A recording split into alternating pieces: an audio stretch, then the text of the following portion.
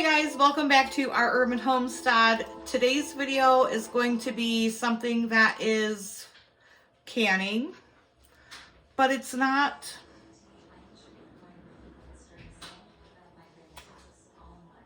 approved.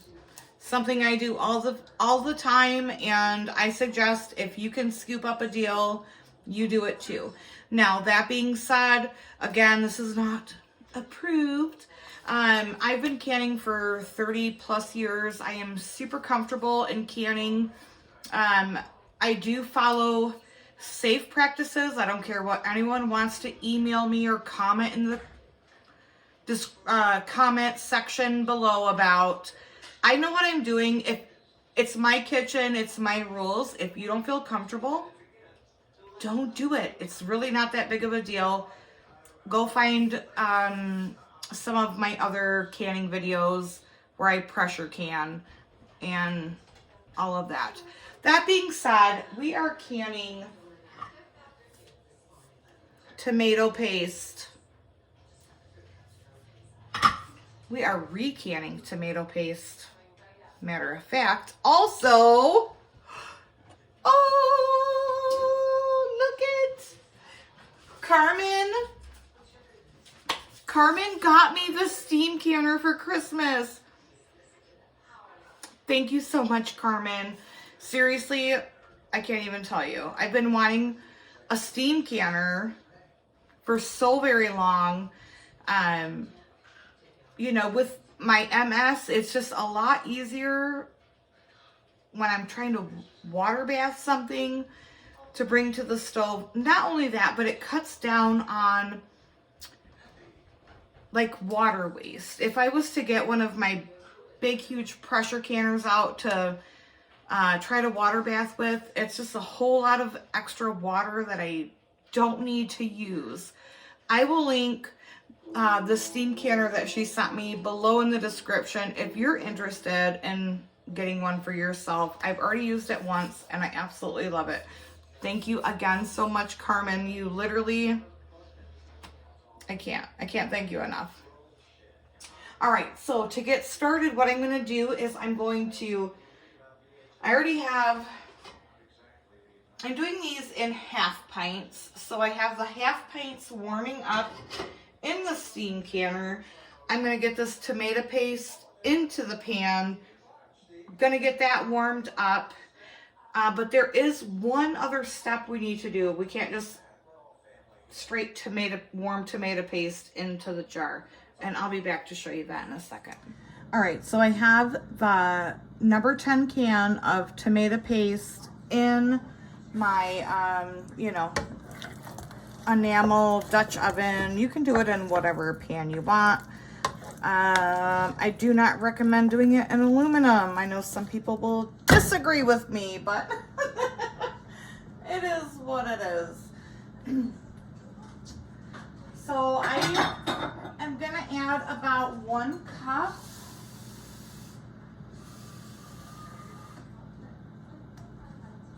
One cup of water.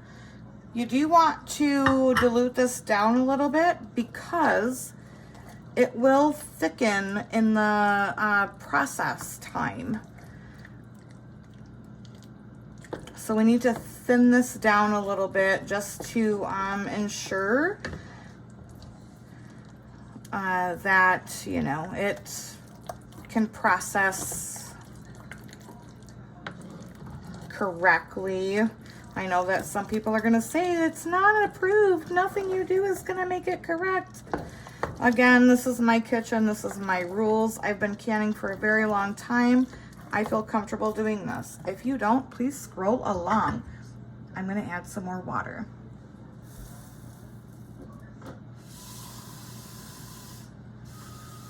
You don't want it runny like tomato soup. I think 2 cups is probably gonna be about the maximum that I would go. We shall see. We don't want it tomato soup consistency. We just want it a little more fluid than what it is when it comes out of the pan. You can also do this with your homemade tomato paste if you are someone who dehydrates tomatoes like I do. You can certainly grind your tomatoes down into a powder and then add water to make a paste. You would definitely need to add lemon juice if these were homegrown tomatoes, but this is not that video today. I think I'm gonna add maybe a half a cup.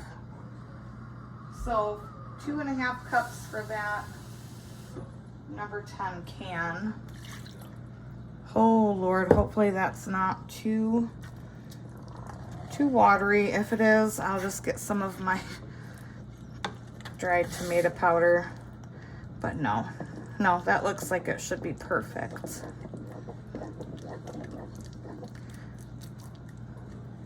So I'm just going to continue stirring this as my jars are heating up. And we want this to be nice and hot as well. And I'll be back. All right, so the tomato paste is hot. These jars are nice and hot. What I'm gonna do is put them here, and then we are going to fill them up. So to fill them up, I'm using my funnel.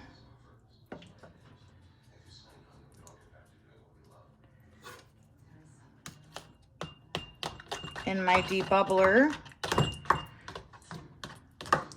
And this one I filled a little full because we want this to be about 1/2 inch headspace. No worries.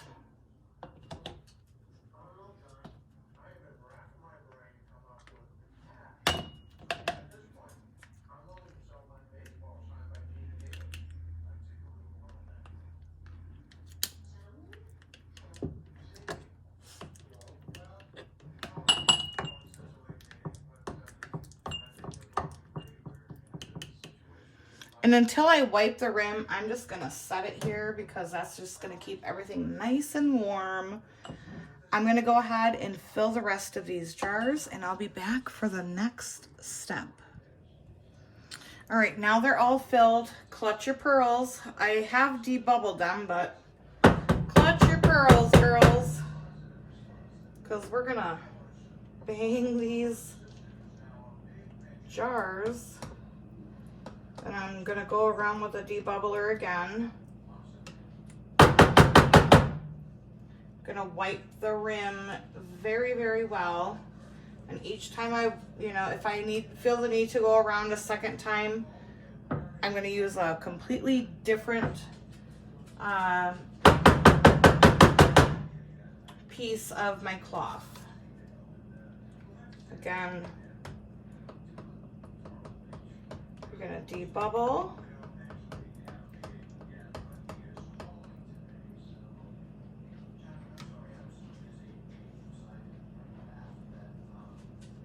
Wipe the rim. That's hot. I'm gonna put my clean lids on. And my rings, these are gonna go on fingertip tight. When I say fingertip tight, that just means fingertip. Don't be doing that. See? Don't be doing that. Fingertip tight.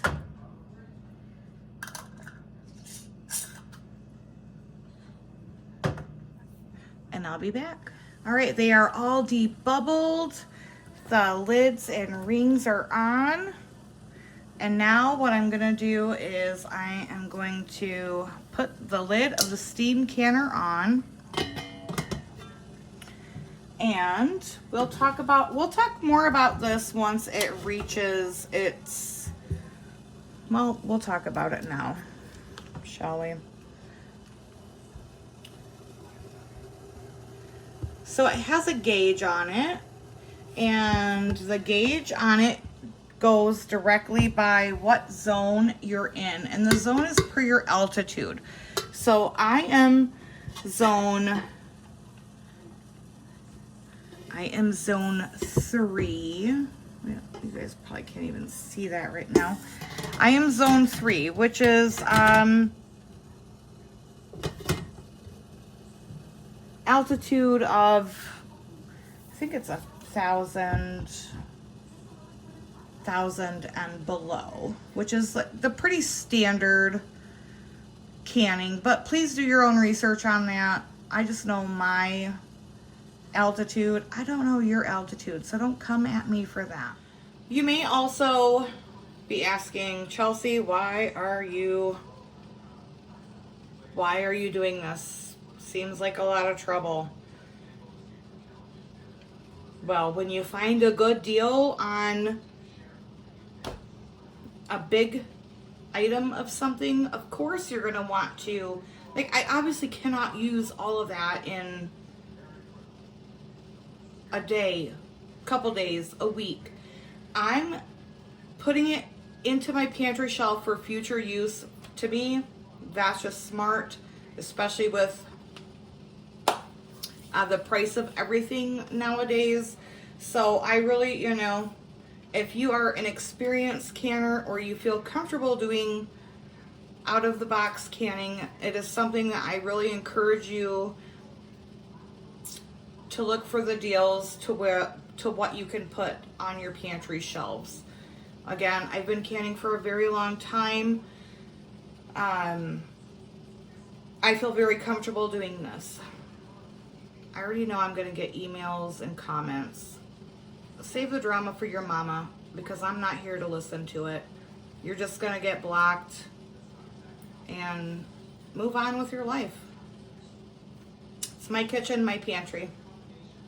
It's the beautiful thing about having a home and having your own YouTube channel. You can do whatever the hell you want. You don't agree with it? Move on. I don't need your nasty comments. Real life. So, yeah, that's why I do it.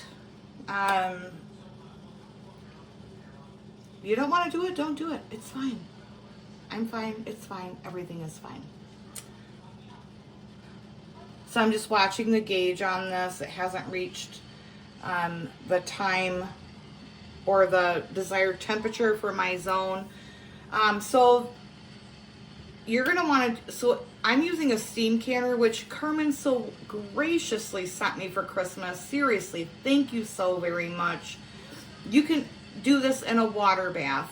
It's going to be the same time, whether it is pints, half pints like I'm using, or quarter pints.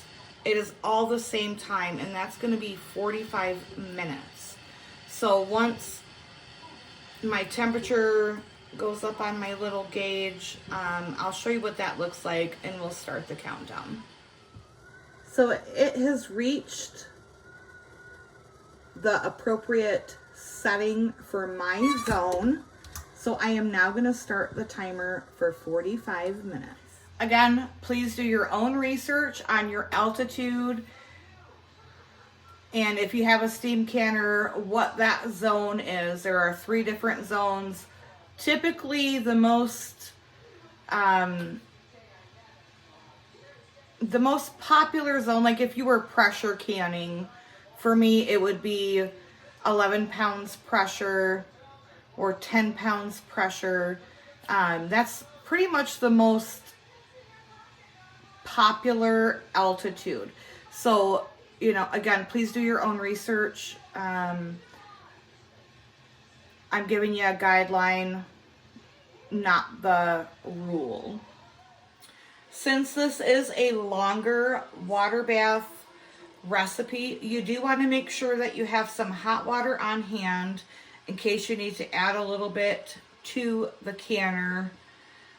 I personally have never had to do that, but just as a safeguard, if you're water bathing or steam canning, please make sure that you have a tea kettle of hot water on hand so you can add it. You don't want your, honey, nobody likes it to dry out. So the 45 minutes are up, And just like with anything that you water bath can or pressure can, I'm going to leave this alone for about 5 to 10 minutes before I remove the lid. And please, if you are using a steam canner, when you lift this up, and just like with a pressure canner, lift it away from you. So now that it's, you know, been about 10 minutes, I've removed the lid. Gonna put the jars of tomato paste on a towel, which is on a cutting board, which is my, like, that's just my normal go-to. That's what I do. And I'm gonna let these cool for 24 hours. And then I will remove the rings. Oh, that one might have not sealed because it's got some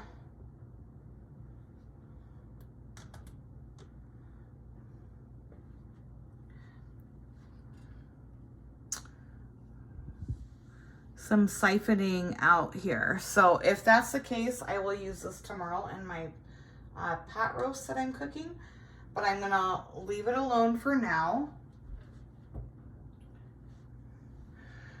You want to let these cool for 24 hours before you even touch them. Don't try to wash them. Don't try to remove the rings. Don't like push on the tops. Leave them alone and let them do their thing. So thanks for joining me, guys. I hope that you learned that you can step out of the box. Trust me, I do this all the time. If you get that deal on the big cans of anything, you can recan it. If it's something I have not already done on a video, trust me, I've done it. Contact me through email or in a comment. I will guide you step by step. I really love helping people preserve and put things on their pantry shelf. So I hope you found this video informative. Please like, share, subscribe, and until next time, guys, abundance and blessings to you. Bye-bye.